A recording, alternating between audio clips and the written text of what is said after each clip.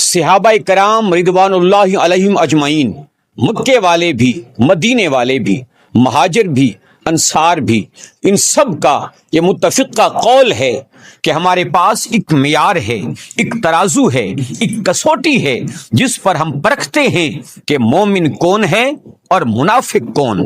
صحابہ سے پوچھا گیا کہ اگر آپ عام لوگوں سے مومن اور منافق کو پہچاننا چاہیں تو کس طرح پہچانتے ہیں؟ صحابہ کرام فرمایا کرتے تھے کہ کننا نعرف المنافقین ببغضہم علیہ، کہ ہم منافقین کو حضرت علی سے بغض کی وجہ سے پہچان لیتے تھے۔ صحابہ کرام رضی اللہ عنہم اجمعین کے فرمان کی روشنی میں مومن اور منافق کی پہچان یہ ہے کہ جو علی پاک سے محبت کرے وہ مومن ہے، اور جو علی پاک سے بغض رکھے وہ منافق ہے۔ گویا مولا علی کی ذات ایک معیار ہے، ایک پیمانہ ہے، ایک ترازو ہے جس پر ہر کسی کو تولا جا سکتا ہے کہ کون مومن ہے، کون منافق ہے۔ اگر آپ یہ کہیں کہ محبت اور بغض دل کا معاملہ ہے، ہمیں کیسے علم ہوگا کہ فلاں شخص کے دل میں حب علی ہے اور فلاں کے دل میں بغض؟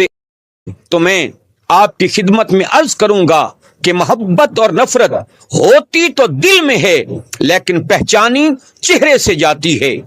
چہرہ دیکھ کر پتہ چل جاتا ہے کہ کسے محبت اور کسے نفرت ہے۔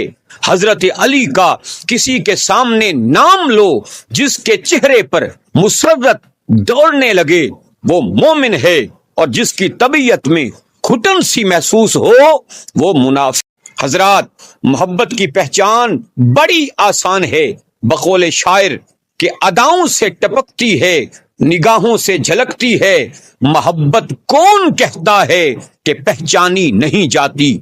اگر کسی کو علی کے نعرے سے بغض ہو، علی کی شان سن کر پریشان ہو جائے، علی کے ذکر سے اس کی طبیعت میں گھٹن ہو، منہ سے بولے نہ بولے، سمجھ لو وہ منافق ہے۔ مہر علی ہے حب علی، حب علی ہے مہر علی، لحم کا لحمی جسم کا جسمی، فرق نہیں مابین پیا۔